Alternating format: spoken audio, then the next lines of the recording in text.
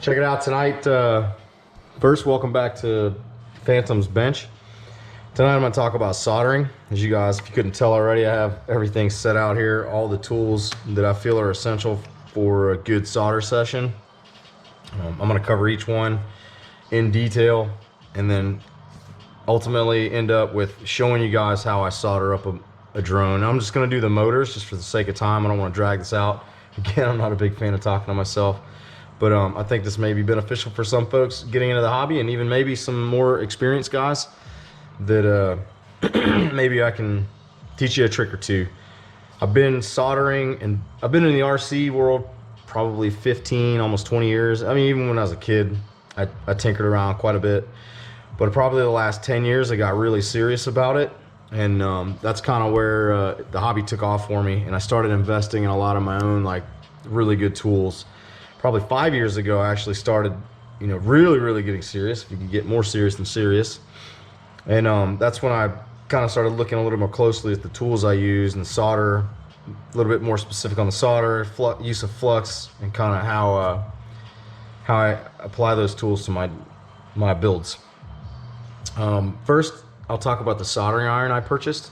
So I have had this iron for probably 3 years. Excuse me. Brought some water this evening. I was choking quite bad the other evening. Anyway, I bought a pace. It's an ST50, the actual transformer, and the iron is a PS90 and teleheat.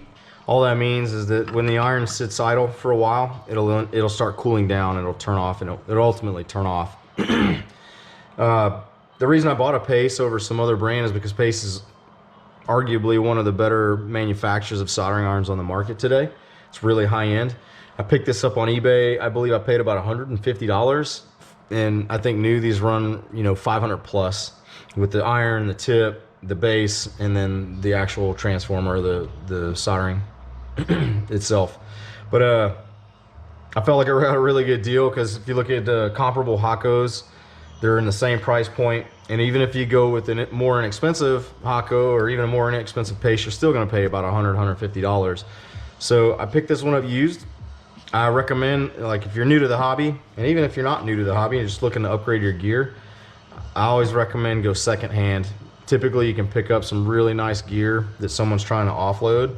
I got this, like I said, on eBay. When it showed up at my house, it was practically brand new. I'm the one that actually has worn it out, and gotten it dirty and used like it is today. So more on the soldering iron. The nice thing about the Pace is the heating, the conducted tip here is replaceable. If it goes bad, you can buy a new one and replace it and still maintain. You don't have to buy the whole handle. You just get the attachment. Pace, fortunately, they've been in business for a long time. Their tips, they offer, I don't know, dozens of different tips. I typically use 3. I stick with this wide chisel for bigger solder joints, and then I use these other 2, like a small chisel and then a really fine tip for those crucial solders. You're soldering chips or something like that. And this one does about 90% of the work for me. But those are the 3 that I use primarily. Nice thing about that is they all just they just slide right in there. And then I have a bunch of extras, because they do go bad. If you leave your iron on for a long period of time, they'll ultimately, they won't heat as consistently, and they'll just start to go bad. And the solder won't bond nicely to the tip, and you'll start getting janky solders. So that's the iron. Straight into the solder. So I have 2 types here, and really they are actually a little bit different in terms of composition. So this is a 44, it's all by 100, right? This one's jeez, my math is on par, 66 by 44, and what that is 10 to lead content. So I think it's in percentages, so 66% to 44%, 10 lead with rosin core. So technically you don't need flux with this solder. Same with this. This is actually 6337 rosin core, and it's just a little bit finer. It's a thinner wire. And again, you may ask, what's the difference? 6644 versus 6337. Well, back in the day when solder wasn't as sophisticated as it is today, guys, you'd get what was called a cold joint or a cold solder. And that's when you would solder the joint and you thought you'd had a good connection, but it wasn't. It cold soldered, it didn't actually bond. And then over time, the joint would just break away and you'd lose connectivity, or you'd lose connection with that joint. On the internet, the research I've done over the years, the 6337 solder, that tin lead mix tends to be the best at resisting cold joints. The 6644 is probably equally as good. I'm not a professional soldering iron guy.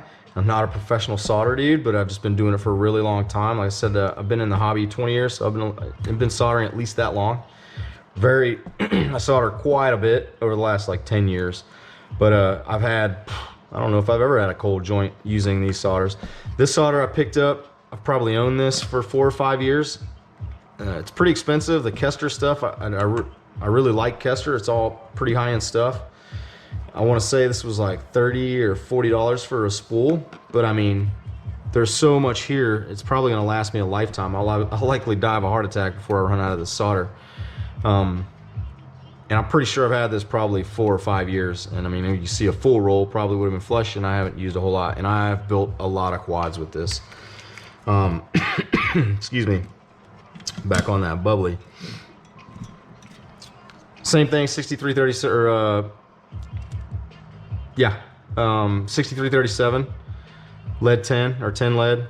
And again, this one's also probably 4 years old. I've had this a really long time too. Equally as expensive. It's $30 to $40.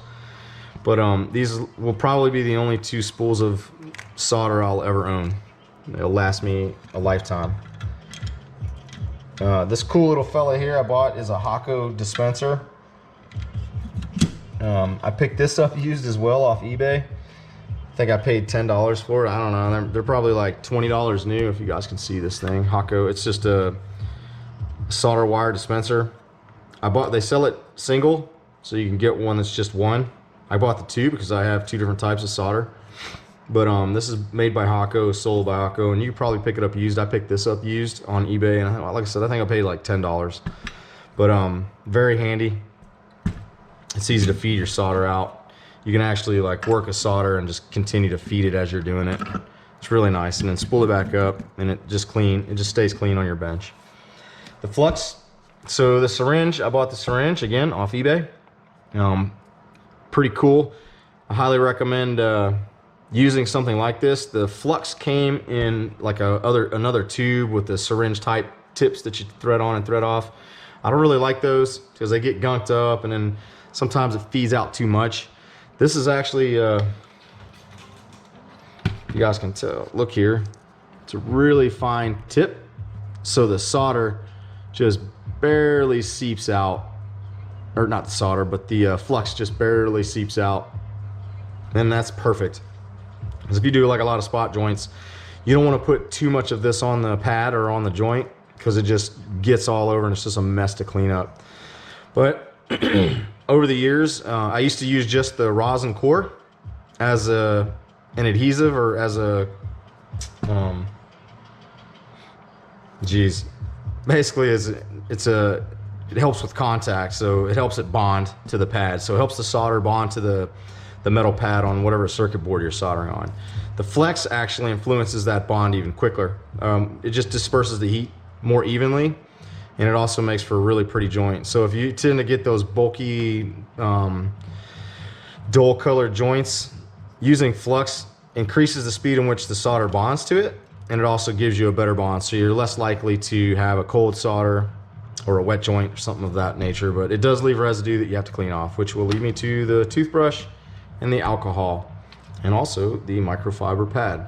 So as you start to solder, the more you solder, you're going to get the flux on there. It's good to spray it on the joint. Actually, let me just show you all. So an example, let's say you're soldering and you put too much flux on there, so it's all gunked up. I'll get back to it. But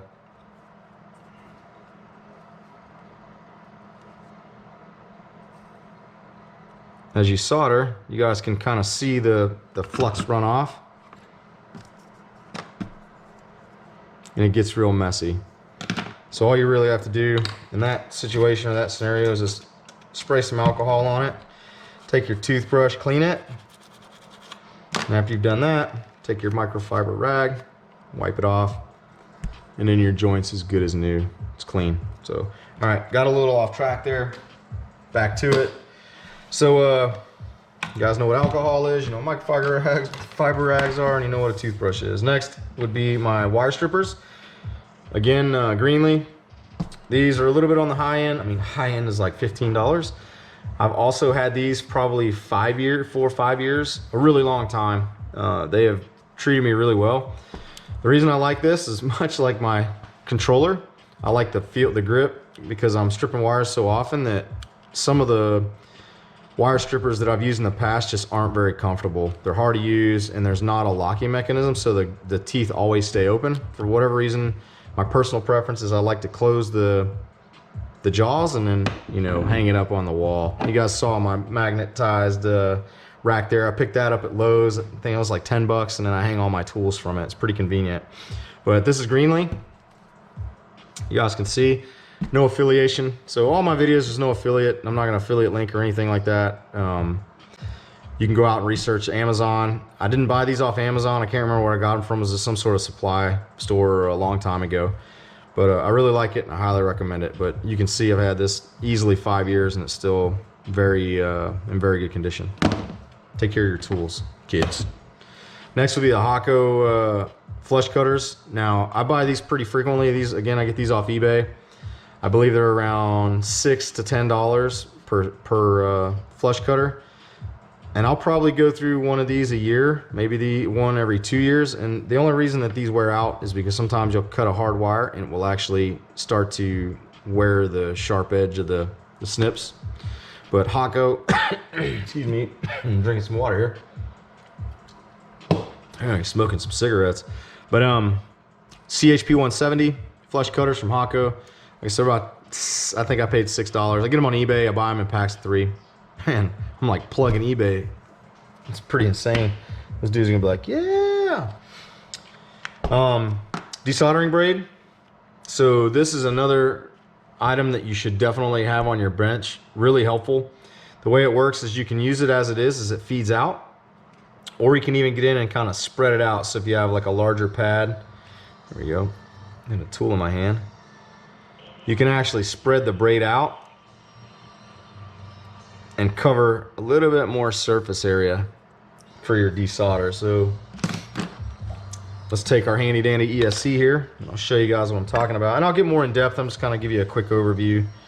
But you just apply heat, and it actually will pull. First, clean your tip off. I'm going to get into that too. I'll talk about some of the nuances of how to work a soldering iron, exhaust fans, and all that. But you just apply heat. Now it is copper, so it's very conductive, and you guys can see I just pulled the solder right off the joint. I didn't do it long enough to really, or do it enough to clean it off, but you get the point.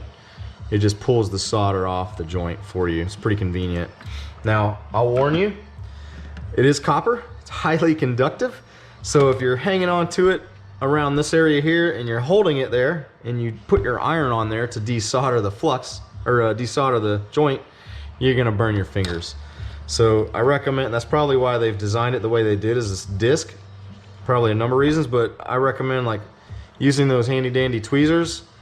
You can hold it on there. You can even clip it on there. So clip it on, and then use your iron to apply pressure to it. But you'll want to remove it when you remove your iron, otherwise it will solder, it will basically weld itself to the joint and you'll have to heat it back up and pull it off.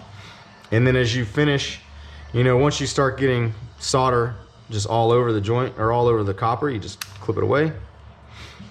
Lowe's, pick those up for like $5, and then you're good as new again. They sell different thicknesses of this, or different widths. This one, again, I probably had this 10 years. I've never run out. There's actually quite a bit remaining in there left. I don't use it that often, to be honest with you, but it's handy to have on your bench. So there's that. I took over the tweezers. One thing I skipped, because I covered everything else, is the tip removal tool. this is really good to have, because once you've heated your iron up and you want to change tips, you don't want to just get in there with pliers and start gnarling around. This rubber is actually designed to handle the heat, but loosen the screw, pull the old tip out, place it wherever you're going to place it, and insert your new tip, and then lock it back down. Really handy. Good tool to have around. But another thing that I forgot is an exhaust fan. So they sell like actual high-end, you know, just filtered fans. All I'm trying to do is get the smoke away from my face, so I'm not inhaling it. It pretty much dissipates as it blows away, but I just lay it on my desk, you know, kind of like that.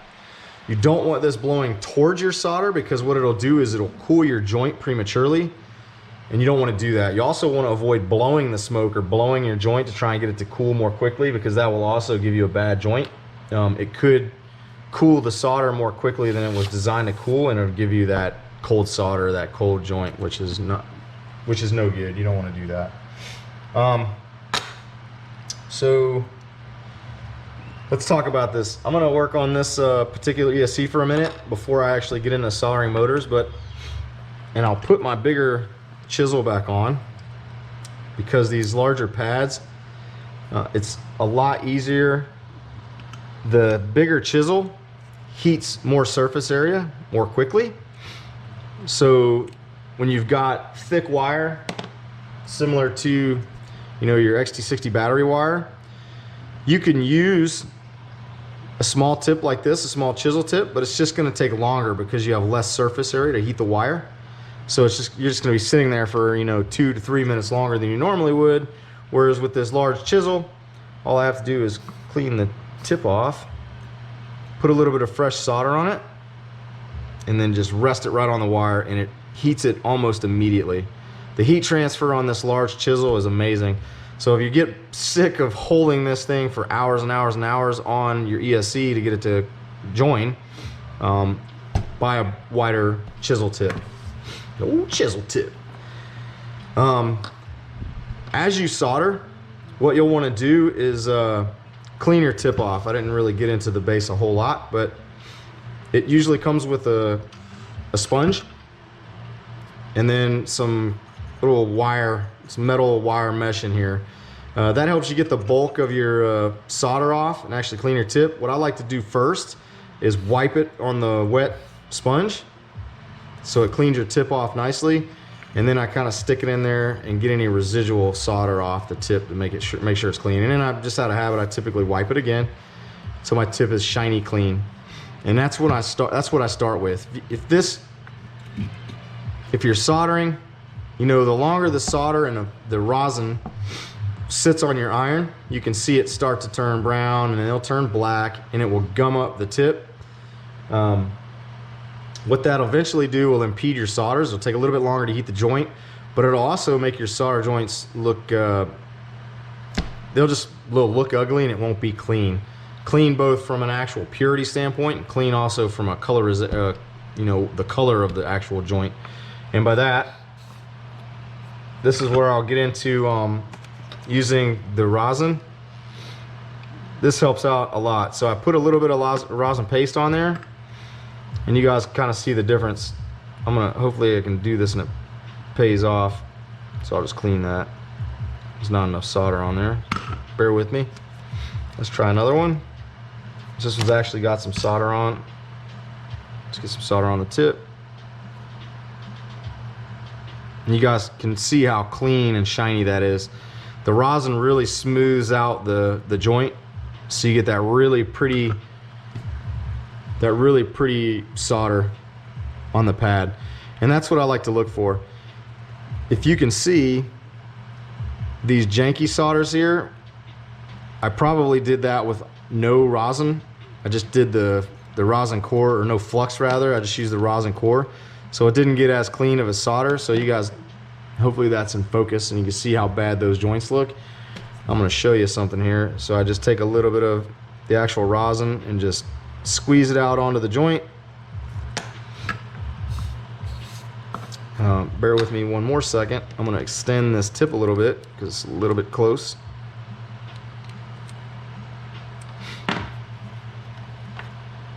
just wet your tip a little.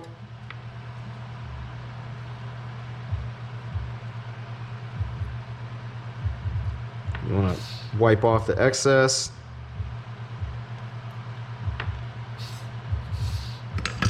Now I think you guys should be able to see the difference, how shiny and clean each solder is. That's really what you're looking for. That's your goal. Because if you look at these are a little bit dirty and they just look like not clean. I was gonna use a derogatory term because I start cussing, but you can absolutely see the difference between using flux and then no flux. So I'm pretty sure I didn't use flux on these. These I use flux, and it just gives you a really clean, symmetrical bond, and it gives you the best adhesion when you're working with your wires. Another thing, maybe I can demonstrate it, is I have a bare tip with no flux. Let's see if I can make this work. The rosin probably will work pretty well, but a lot of times when you don't put flux on, it just takes a little bit longer to get it to adhere. Actually, that didn't take too terribly long, but if I put a little bit of flux on there,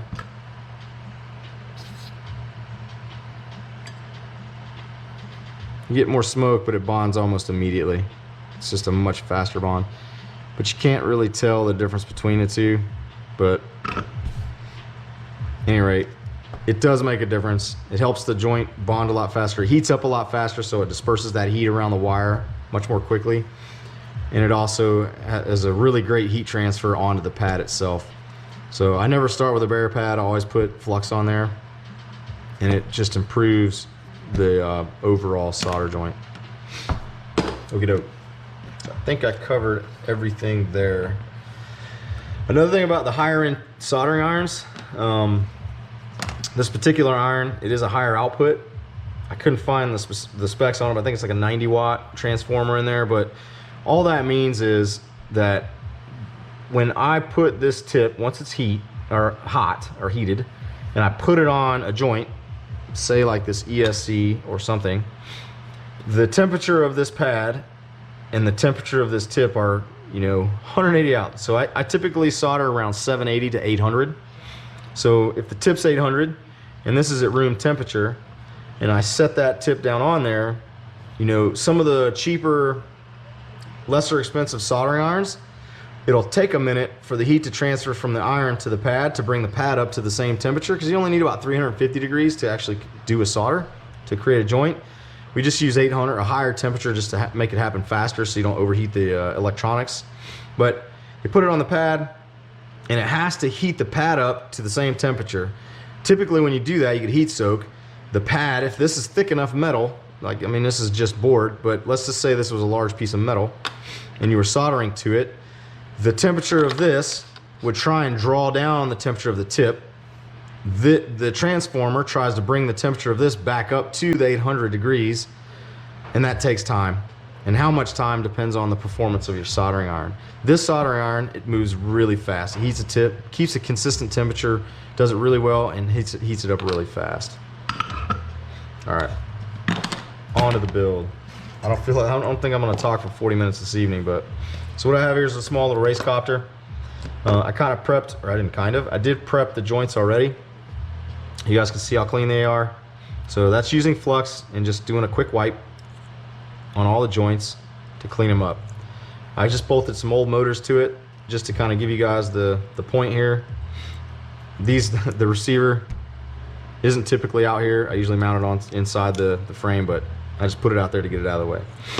So motors, I probably replace and repair motors more frequently than anything, and that's because, like I explained in the previous video, that I break arms and sometimes when you break an arm, it rips the joint off, or it rips a wire out, or breaks it off, snaps it off.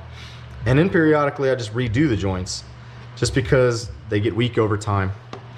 So I will just redo it. Typically we'll just assume for the purposes of this video that this is a brand new build and these are brand new motors. I like to lay my motor wires flat and flush. I used to do the braid thing where I'd twist them and braid them up just to make it look cool. I don't do that anymore because actually it raises them up off, and I would get wire strikes or prop strikes on the wires, and it would cut my wires. And it was pretty annoying because I'd have to go back, desolder, put heat shrink on there, seal it up, and then resolder it back on. And plus now with the BL 32, and you can just do motor reverse. I can put them all clean. They're super clean, symmetrical, flat. All I have to do is reverse the motor in BL 32 and I'm on my way. Another thing here is I used to put heat shrink over the wires, and I still do that on some of my builds. Like this is just a really old one I have hanging up, but you can see I used to heat shrink the actual wire. And the reason for that is prop strike. You know, you hit something, the prop comes down, it hits the heat shrink instead of the wire, and it just, like you can see there, it just keeps you from damaging your motor wires prematurely with a prop strike, cutting through and potentially grounding it out. All right, so how do I do this? I like wire relief. You never want to get a wire strung out so tight, you know, that it's like this off of the frame. You always want to give decent wire relief, so I always lay the wire flat on the frame, or as flat as I can get it, and then with my thumb I just run it all the way out, pressing tension on it out to the pad that I'm going to solder it to. So let's just say that pad, that's the one I'm shooting for. So I get the wire out there, I see the length, all right, I'm happy with that length, and I go ahead and I cut it, and then my handy dandy strippers, we'll just keep these out for the time being. So now I have bare wire. I'll add a little bit of flux, add a little bit of solder. First let me clean my tip, got to get into the habit of that. Always wet your sponge too. I've seen so many people just leave their sponges dry, and there's no reason you're going to try and wipe your tip off with a dry sponge. It doesn't work very well. You can obviously use the wire to wipe your tip off that way, but the wet sponge really cleans it nicely, so you get a perfectly clean tip. Try and start that way every time, but just put a dab enough, and you guys will see that I've added flux. Almost immediately it bonds to the wire, and now I have tinned my wire tip. So tinning is highly recommended. Always go through and tin all your wires. So that one's done. I measured it out.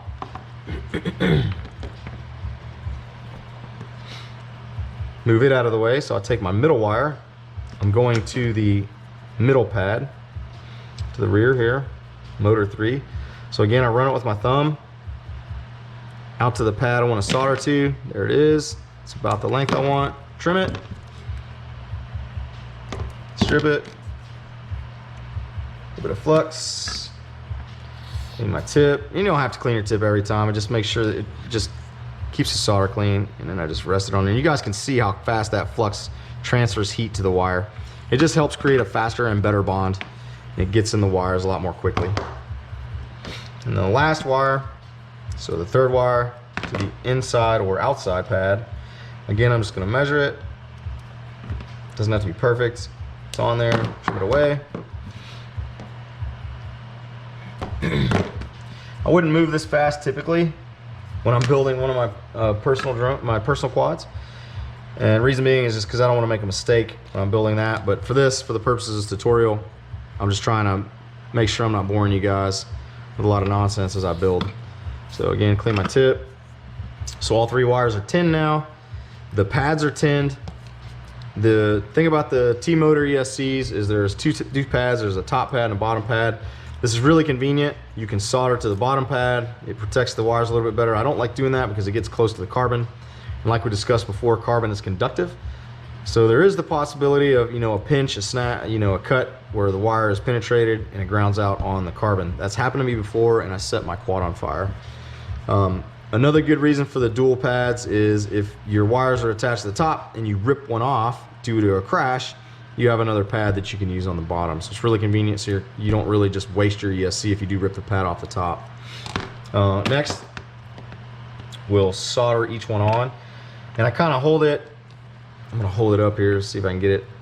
Again, like I said, you'll want to solder it in such a way where there's wire relief so the wire isn't stressed. So I like to angle my wire. Again, put a little solder on the tip of your iron. I like to angle it a little bit. I get it on there, heat it up nicely. Maybe add a little bit more solder because I like a clean bubble. I probably should have added flux to the pad, you guys can see. It's a really clean joint. So what you're looking for ultimately is a shining example. You're looking for a shiny solder. So you can see how that turned out. The actual joint has a shiny tone to it. That's what you're looking for. To me, in my mind, that's a really good joint. So I know, yeah, okay, I'm on it. So the next one, I'm just gonna lay it on the bench for speed. But actually, before I do that, I'll add a little flux to the pad like I just talked about. And you guys should see a difference. It'll round up the joint nicely, and it gives a really clean appearance. So if you're, you know, if you're really into the look of your quad and what it, you know, what the end result is, and you want it to be pretty, definitely use flux. And I'll show you here in a second what I'm talking about, if I can get it to work out in my favor. Again, avoid or resist the urge to blow the joint. You know, you get smoke blowing in your face. Just resist the urge to blow on it while you're soldering. That's where my fan's at, and it's actually pulling the smoke away from my face. It's doing a really nice job, and I think I paid $5 for that fan. I'm not the kind of guy that's gonna go out and spend $50 on an actual exhaust fan. I may eventually, but just right now it's kind of like low on my priority list. I just use the fan. All right, so clean my tip, and you guys will see the difference here. Hopefully I can get it in where you're able to take a look. And I'm using a GoPro, so I can like zoom in and zoom out. It's pretty much fixed. But you can see how pretty that joint is. Hopefully you can see, but by using the flux, you see I didn't use flux on that, and the wire's kind of sticking out. Like I could go back and add flux and resolder, and it would look like these two, but these are really nice and rounded, and they're shiny. Those are really pretty joints, and that's kind of what I try and shoot for when I'm building my personal quad. Then like I talked about yesterday, at this point I'd break out my zip tie, move my wire out of the way, break out my zip ties, get these wires laying flush, nice and smooth, clean. You can put as many as you want on there. You put 100 zip ties if you wanted, I guess. I try and do mine directional, so I use the receiving end, or the receptacle end, or whatever you want to call it, of the zip tie facing the rear of the aircraft, and you can just center it up. And they have tools too, like if you don't like cinching them by hand, they have little zip tie tools which are handy. But you guys get the joint. And then you break your flush cutters out, and now you've got really clean. It almost looks like exhaust pipes on a hot rod when they come off of there. And this is how I build, solder, and do my wires. Again, if you look in here, this is what I was talking about. I haven't done it yet, but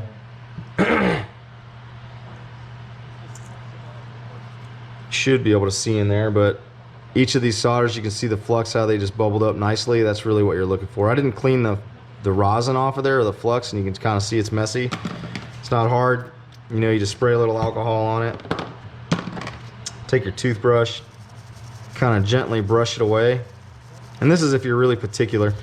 And I'll tell you what, like, it helps. And then after I've done that, I'll take my rag and just wipe the excess away. Yep, getting blown up here. But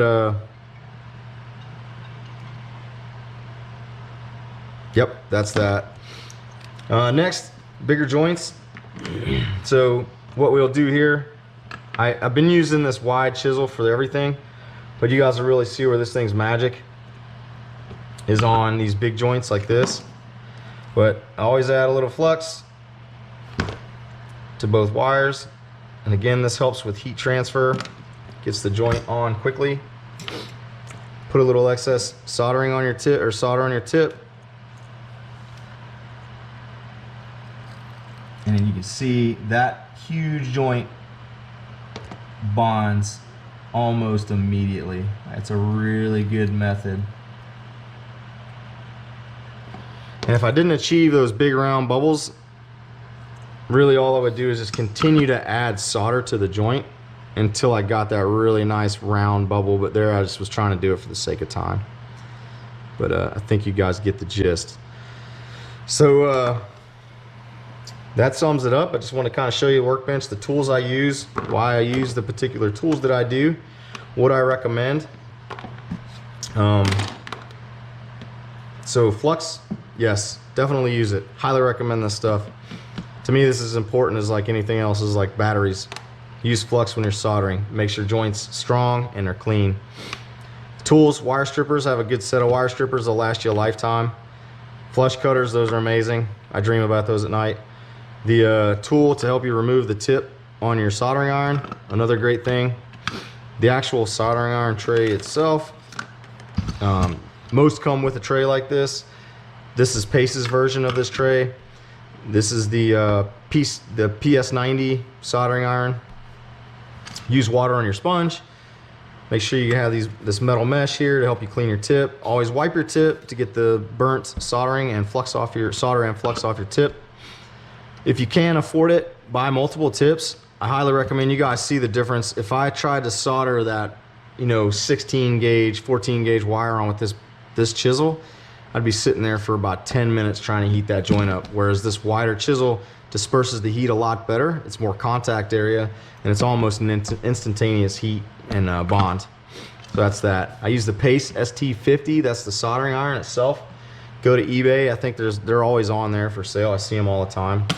Don't forget your pressure, your tension tweezers. Those things are glorious. Alcohol, amazing. Maybe even if you want to drink some, don't drink that. You go to the hospital. And in the solder, I'll recap. So 6644, it's a tin lead mix. So tin is in metal tin, T-I-N, and lead. And then 6337. And really what that means is some people use all lead just because it's faster. It heats faster and it bonds faster. I don't know. I just don't like using full lead solder. That's why I like the blended stuff. Because I've had this is old, back in the day, we used to do some other electronics that I would experience cold joints with the full lead solder. And plus I don't really like to breathe the lead a lot, but or the smoke. And really the smoke isn't the metal. You're not really burning the metal, that smoke. I mean, fumes, there's toxins there, but what's burning is the rosin or the flux. And that's really what you're inhaling, if you inhale it. But buy a fan, it's cheap. Keep the smoke out of your face. Smoke other things if you got them. But yeah, 6644 is just a mix, and it does real well to prevent cold joints. Hako flux stand or solder stand, I think they're about 20 bucks new. That one was about 10 bucks. But that pretty much sums it up. Again, thanks for watching. Glad you guys stopped by to check my channel out. Boom, hope you enjoyed. Later.